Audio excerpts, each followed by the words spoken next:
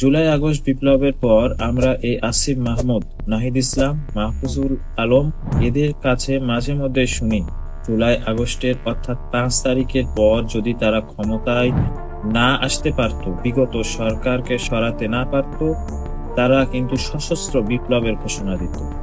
এটা কিন্তু একটু মনে রাখবেন। এবং তারা সশস্ত্র বিপ্লবের ঘোষণা দিয়েও রেখেছে আগাম।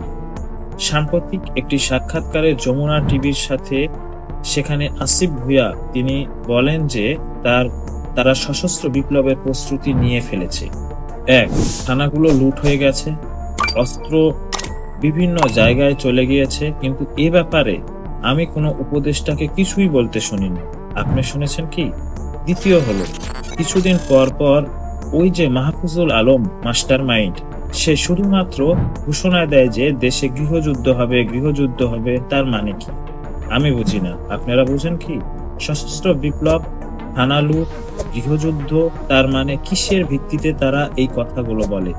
দেশবাসী এবং বিশেষজ্ঞরা মনে করছে এদের কাছে প্রচুর অস্ত্র মজুদ আছে, এবং সেইগুলো কোথা থেকে এসেছে, কিভাবে এসেছে? বাংলাদেশ আইন শৃঙ্খলা বাহিনী কোথায়?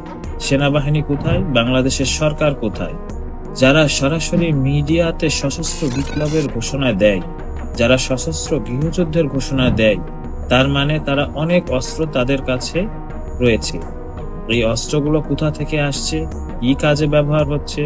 আবার কেউ কেউ বলছে এই অস্ত্র দিয়ে তাদের মধ্যে কেউ কেউ এখন চুরি ডাকাতির মতো বিভিন্ন রকম অপরাধমূলক কাজে লিপ্ত হচ্ছে, এবং সারা দেশব্যাপী তারা একটি নেক্কারজনক পরিস্থিতি সৃষ্টি করেছে। আরেকটি কথা বলি, এই মুহূর্তে দেশের দুর্যোগপূর্ণ পরিস্থিতিতে এনসিপির দুইজন নেতা উপদেষ্টা হিসেবে আছে, আসিফ মাহমুদ এবং মাহফুজুল আলম। এই দুইজনকে যদি ক্ষমতা থেকে পদত্যাগ না করানো হয়, তাহলে দেশের ভবিষ্যৎ অন্ধকার।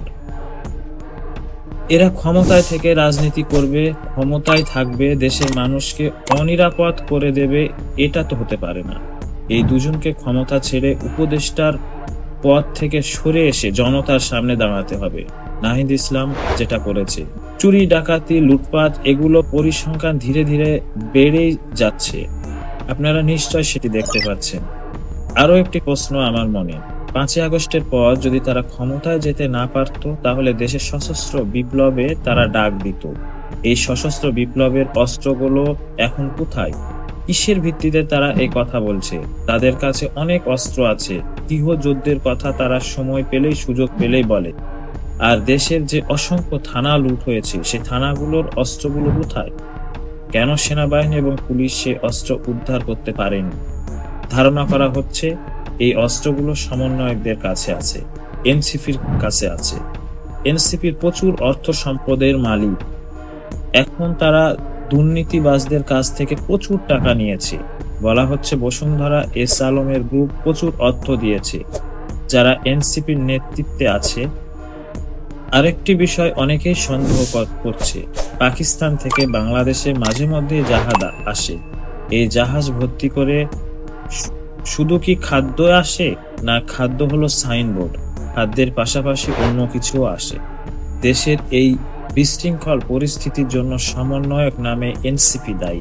যে দলটির এখনো পর্যন্ত নিবন্ধন নেই, কোনো মার্কা নেই, কোনো সাংগঠনিক কাঠামো নেই, কোনো সংবিধান নেই, সেই দলের এত ক্ষমতা কিভাবে হয়?